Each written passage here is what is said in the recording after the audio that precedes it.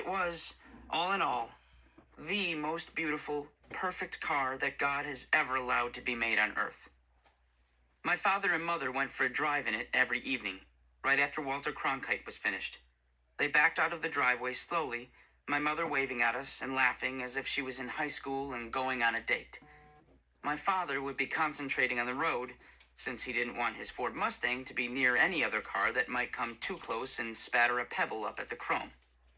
During the day, he left it parked in the driveway, probably because he thought it would look just right in front of the perfect house, and probably so that Chit wouldn't park his yellow VW Bug there. My father wanted to be sure that people didn't think he was driving a Bug with pink and orange flowered decals, which no one in the running for Chamber of Commerce Businessman of 1968 would drive. At night, after it was too dark to see how wonderful the Ford Mustang looked in front of the perfect house, he pulled the station wagon out from the garage, drove the Mustang in away from the nighttime dew, and parked the station wagon in the driveway. He did love the Mustang. He watched over it like his reputation. I dreamed of driving that car. The AM/FM radio on, the top down and the wind big and loud. Left hand curved around the wheel, right hand playing on the shift, seeing if it really could reach 160 miles an hour on a long, straight stretch. But I wonder if the brand new Ford Mustang convertible comforted my father any the night my sister left for California to find herself. We didn't discover anything until the next morning. My father was already at work when my mother went to wake my sister up and found only a note on her bed. By the time you read this, I will be somewhere on the highway heading toward the Rocky Mountains with Chit. I'll call when I can. Don't worry, and don't try to follow me. That was all she wrote. For supper, my mother set only 3 places. She did not cook lima beans. She did not say anything while my father swore up and down that my sister had made her own decision, that she would have to live with it, that he wouldn't send her a dime, not a dime, if she got into trouble, that she better not call him first because he was likely to tell her exactly what he thought of her. Didn't she realize that this didn't help his business reputation or his chances for the Chamber of Commerce Businessman of 1968, which that creep Kowalski was trying to steal from him? And why weren't there any lima beans for supper tonight? That evening, my mother did not go for a drive in the Mustang with my father. He drove off alone, without even listening to Walter Cronkite. And I did the dishes alone. I wondered what it was like for my sister, cramped into a yellow Volkswagen Beetle with the folded and hairy Chit heading toward the sunset, going off to find herself. I wondered what exactly she would find. And I wondered if it wouldn't be a whole lot better going off to find yourself in a brand new Ford Mustang convertible with a 390 big block engine. Our house grew quiet and still. My father stopped watering the azalea bushes along the front walk, and they drooped and began to die.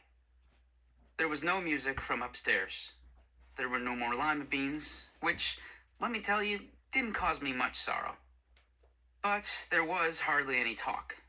And what words there were felt careful, since there was a whole lot that no one wanted to talk about. Sort of like things between Claudius, Gertrude, and Hamlet. You can't say a lot if the whole time you're wondering if everyone else is really thinking about the thing you're not supposed to be thinking about, because you're afraid the thing you're not supposed to be thinking about is going to harrow you with fear and wonder. Or something like that. As you can tell, Mrs. Baker had me reading The Tragedy of Hamlet, Prince of Denmark for May, which I think was punishment for taking off April. This was slow stuff, and even Romeo had it all over Hamlet. The ghost was okay, and the gravediggers, but when you write about characters who talk too much, the only way that you can show that they talk too much is to make them talk too much, and that just gets annoying. So anytime I saw a speech by Hamlet or Polonius or, well, just about anybody, I skipped over it pretty quickly, and I don't think I missed a thing. I shared this insight into reading Shakespeare with Mara Lee, who, by the way, was not going to move, who now knew who Mickey Mantle was, and who had memorized the entire Yankee roster. I don't think that's a good way to read something, said Mara Lee. Why not? You can't just skip the boring parts. Of course I can skip the boring parts. How do you know they're boring if you don't read them? I can tell. Then you can't say you've read the whole play. I think I can still live a happy life, Marilee, even if I don't read the boring parts of The Tragedy of Hamlet, Prince of Denmark. Who knows, she said. Maybe you can't. I tried my insight into reading Shakespeare on Mrs. Baker. I see, said Mrs. Baker. But doesn't this play in particular pose a problem for your new method, Mr. Hoodhood? What problem? That there are no boring parts in this, Shakespeare's greatest play of all. She looked at me, and she almost folded her arms across her chest, but stopped at the last second. I guess that would be a problem, I said. Read it all, said Mrs. Baker, even Polonius. And if it gets boring, it won't get boring. It already is boring. Then I suggest you start again. This is the story of a son who is asked to take vengeance for what has happened to his father, who has been dreadfully murdered. But he's not sure that he can trust anyone in his family. What might you do in such a situation? I'd run over the murderer with a Ford Mustang. Short of that colorful extremity. Well, I said, I guess I'd start by looking around for someone to trust. Mrs. Baker nodded. Now, she said, begin the play. The next day, right after lunch recess, the atomic bomb sirens wailed again in Camillo Junior High. I guess Leonid Brezhnev was still at it. We scrunched under our desks again and put our hands over our heads. No talking, absolute silence, breathe quietly and evenly. This rots, said Danny Hupfer. No talking, please, said Mrs. Baker. I have a question, said Danny. After the drill, said Mrs. Baker. This is important, said Danny. Mrs. Baker sighed. What is it, Mr. Hupfer? Isn't it dangerous for you not to be under your desk? Thank you for your concern. I will take the risk. But suppose an atomic bomb was really coming down right on top of Camillo Junior High? Then, said Mrs. Baker, we wouldn't have to diagram any sentences for the rest of the afternoon. It might be worth it, whispered Danny. If Danny sounded a little snippy, you have to realize that his bar mitzvah was coming up, and he was more terrified of his bar mitzvah than an atomic bomb. He was really touchy about it, even when you tried to encourage him. You've been taking Hebrew lessons for this for a year, I reminded him. Years. So how hard can it be? How hard can it be? How hard can it be? How hard do you think it can be if your rabbi is standing right next to you and your parents and grandparents are watching you, along with every aunt and uncle and cousin and second cousin, even some you've never met? And 2 great aunts who immigrated from Poland in 1913, and a great uncle who escaped the Tsar, and every one of them is looking at you and crying and waiting for you to make a mistake, and if you do, they'll holler out the right word and stare at you like you've shamed the whole family, and they'll never be able to walk into the synagogue again. How hard do you think it could be? Maybe it would help, I said, if you scrunched under your desk and breathed quietly and evenly.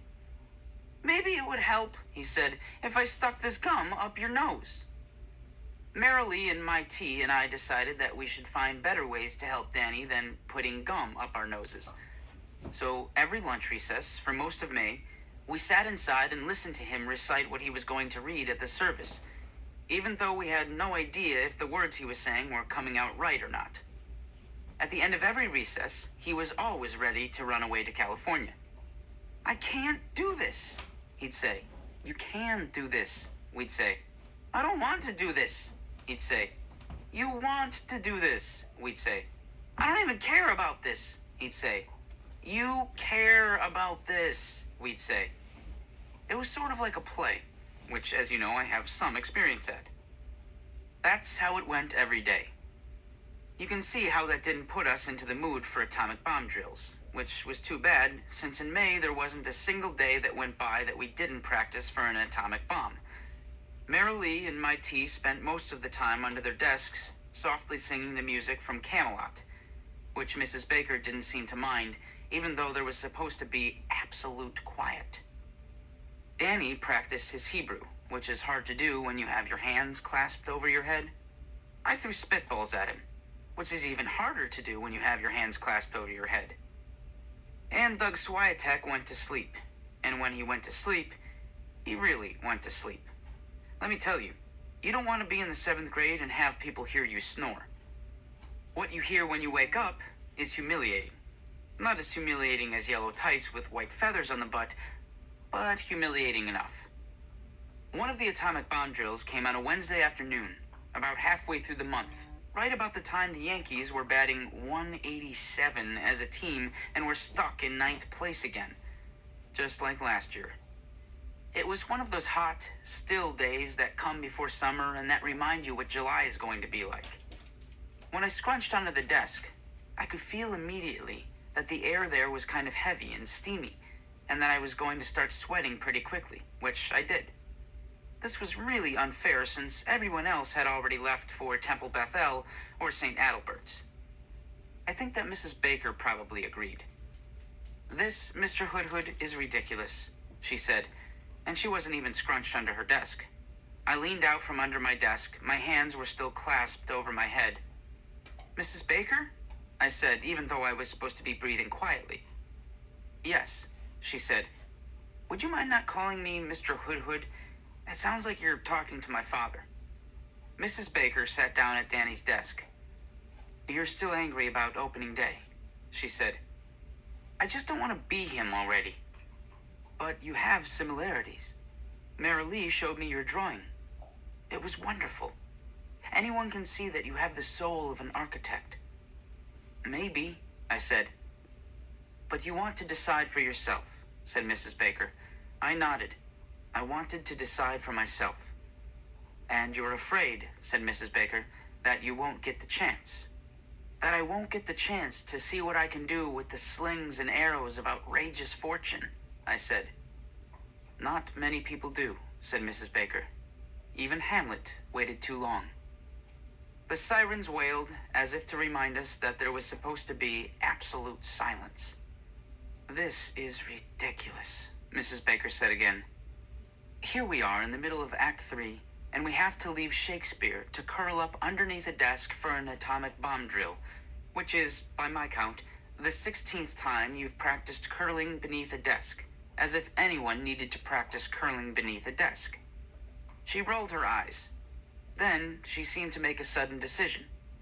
She gave up patrolling the aisles and walked back to the coat room. She seemed to be rummaging around, and then suddenly there was a crash and a splatter, and almost instantly the entire classroom smelled like Long John Silver and his crew were yo-ho-hoing over bottles of rum. Lots of bottles of rum. Mrs. Baker's voice came out of the coat room. "It seems that the crock with Mrs. Kabakoff's Pilgrim cider has fallen from the top shelf. Would you please run and bring Mr. Van Lery?" I did. When he came into the classroom, his eyes widened. "Smells like a brewery in this classroom," he said.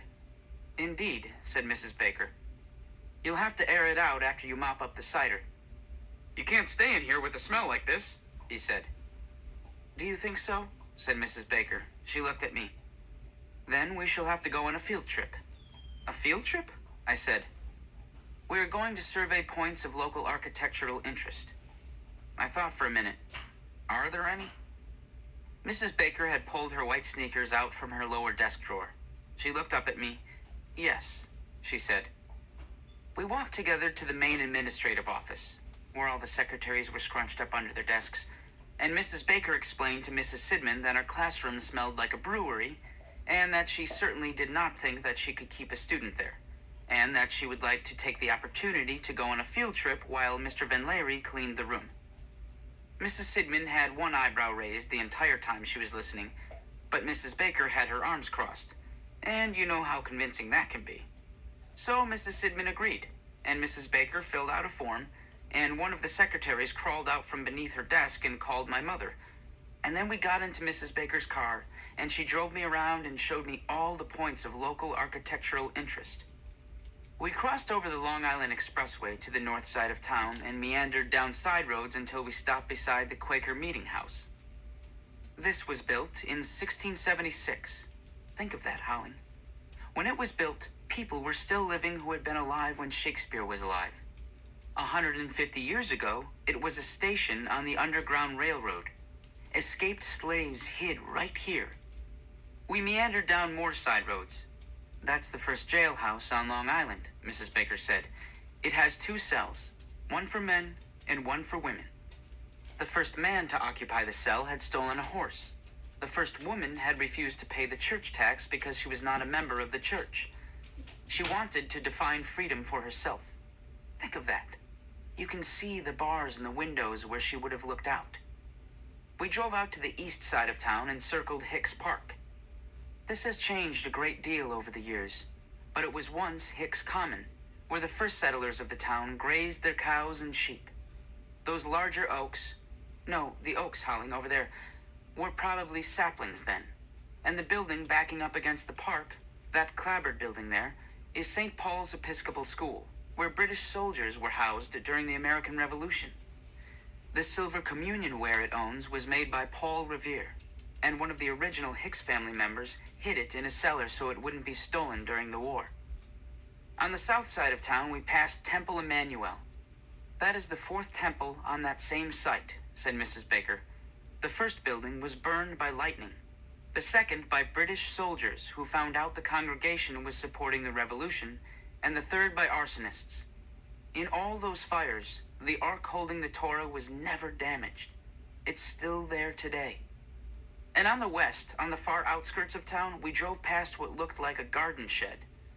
The first abolitionist school, Mrs. Baker said, where Negro children could come to learn to read and write, and so escape the ignorance that slavery wanted to impose.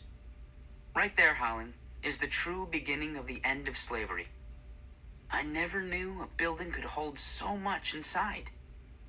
On a bright blue day, when there wasn't an atomic bomb on any horizon, when the high clouds were painted onto blue canvas, when tulips were standing at attention and azaleas were blooming, except for the ones in front of the perfect house, and dogs were barking at all the new smells, I saw my town as if I had just arrived. It was as if I was waking up.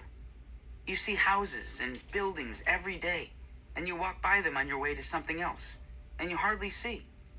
You hardly notice they're even there, mostly because there's something else going on right in front of your face. But when the town itself becomes the thing that is going on right in front of your face, it all changes. And you're not just looking at a house, but at what's happened in that house before you were born. That afternoon, driving with Mrs. Baker, the American Revolution was here. The escaped slaves were here. The abolitionists were here. And I was here. It made me feel sort of responsible. Before we got back to Camillo Junior High, we passed St. Adalbert's, built almost a century ago with the pennies of Italian immigrants, said Mrs. Baker. Let's go in, I said. Mrs. Baker paused. Would your parents approve? She asked. It's a point of local architectural interest, I said. So we went in. It was the first Catholic church I'd ever been inside, mostly because Catholic churches are supposed to be filled with idols and smoking incense that would make you so woozy that you give in and start praying on your knees, which Presbyterians know is something that should not be done. But it wasn't like that at all. We came in, Mrs. Baker dropped some money into the offering box, and we walked down the main aisle. The afternoon light slanted down through the high windows, so that up close to the ceiling, the air was flecked with glowing gold specks. Down below where we were, it was shadowy and warm. I ran my hand over the dark wood of the pews, worn smooth. There was no carpet, so we could hear our own footsteps as we walked toward the altar, where a crucifix hung suspended, a pale white Christ with bright red wounds. For 100 years, people have been coming together in this dark, I thought, breathing quietly and evenly. For 100 years. It made me wonder. Mrs. Baker? I said. Yes, Holly. I have a question. Yes? It doesn't have anything to do with points of local architectural interest. That's all right. After the game at Yankee Stadium, when Mel Stottlemyre took you up to meet the boss, did you ask him to have Kowalski and Associates do the renovation so that Mara Lee could stay? A pause. Whether or not I spoke about the renovations to Yankee Stadium is not something you need to know, Holly. Then I have a second question. Does this one have anything to do with points of local architectural interest? Yes. What is it? If an atomic bomb drops on Camillo Junior High, everything we've seen today will be gone, won't it? Another long pause. Yes, she said finally. And it really doesn't matter if we're under our desks with our hands over our heads or not, does it? No, said Mrs. Baker. It really doesn't matter. So why are we practicing? She thought for a minute. Because it gives comfort, she said. People like to think that if they're prepared, then nothing bad can really happen. And perhaps we practice because we feel as if there's nothing else we can do. Because sometimes it feels as if life is governed by the slings and arrows of outrageous fortune. Is there anything else we can do? She smiled, not a teacher smile. 2 things, she said. First, learn to diagram sentences. And it is rude to roll your eyes, Howling. Learn everything you can. Everything. And then use all that you have learned to grow up to be a wise and good man. That's the first thing. As for the second, I lit a candle in a Catholic church for the first time that afternoon. Me, a Presbyterian. I lit a candle in the warm, dark, waxy-smelling air of St. Adalbert's. I put it beside the one that Mrs. Baker lit. I don't know what she prayed for, but I prayed that no atomic bomb would ever drop on Camillo Junior High, or the Quaker Meeting House, or the old jail, or Temple Emmanuel, or Hicks Park, or St. Paul's Episcopal School, or St. Adalbert's. I prayed for Lieutenant Baker, missing in action somewhere in the jungles of Vietnam near Khe Sanh. I prayed for Danny Hupfer, sweating it out in Hebrew school right then. I prayed for my sister, driving in a yellow bug toward California, or maybe she was there already, trying to find herself. And I hoped that it was okay to pray for a bunch of things with one candle. That afternoon, when I came back home, the station wagon was gone, and the Mustang was gone, and the whole house was empty. Even the mailbox was empty, except for a flyer from my sister from the Robert Kennedy campaign announcing that he would be stopping on Long Island before the New York primary. My sister would have flipped. And I realized that the biggest part of the empty in the house was my sister being gone. Maybe the first time that you know you really care about something is when you think about it not being there. And you really know that the emptiness is as much inside you as outside you. For it so falls out that what we have we prize not to the worth whiles we enjoy it, but being lacked and lost, why, then we rack the value. Then we find the virtue that possession would not show us while it was ours. That's when I knew for the first time that I really did love my sister. But I didn't know if I wanted more for her to come back or for her to find whatever it was that she was trying to find. See, this is the kind of stuff you start to think about when you're reading Hamlet, Prince of Denmark. You just can't help being kind of melancholy. Even though if you had to play him on stage at the Festival Theater, at least you'd be a prince and wearing a black cape instead of being a fairy and wearing yellow tights. And that's why, when my sister called that night, long after my mother and father had gone to bed, when she knew that I would be the only one awake to pick up the phone, I started to cry right away. And she did too. Both of us, not saying anything, just crying into the telephone. What jerks. Somewhere in between all the crying, I heard that she was in Minneapolis, which I guess is on the way to California, that she was alone, that she had exactly $4 left in her pocket, that she didn't know what she was going to do since a bus ticket to New York City cost $44.55, that I couldn't ever tell Dad or Mom that she called because she couldn't bear to hear what they would say to her, and she wasn't sure if they would even say anything to her, and what was she going to do now? I guess she hadn't found herself. "Where are you?" I said. "In the bus station. How else do you think I know that a ticket to New York City costs $44.55? Is there a Western Union window there?" "Of course there's a Western Union window here. All bus stations have a Western Union window. She paused a moment. I guess she was looking around. Howling? Yes. I don't see a Western Union window here. The operator told us that we were almost out of time and we should deposit 35 cents for another 3 minutes. I don't have any more coins, yelled my sister. Get to the nearest Western Union station tomorrow morning, I said quickly. Then the phone went dead. All because of a stupid 35 cents in coins. Like Bell Telephone was going to go bankrupt because of one phone call from Minneapolis to Long Island in the middle of the night. I didn't know if my sister had heard what I'd said at the end, but the next morning, I was waiting outside the Commerce Bank on, I'm not kidding here, Commerce Street when it opened at 10.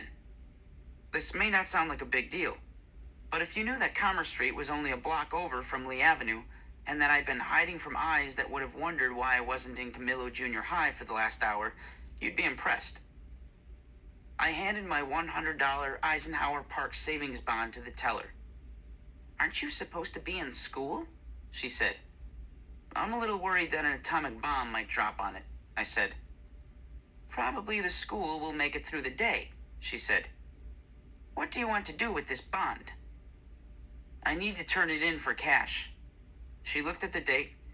If you turn it in for cash now, you'll only get $52. If you hold on to it, in just a few years, it will be worth $100. I don't have a few years, I said. Because of the atomic bomb? No. She turned the savings bond over and looked at it again. Do your parents know that you're cashing this in? Yes, I said.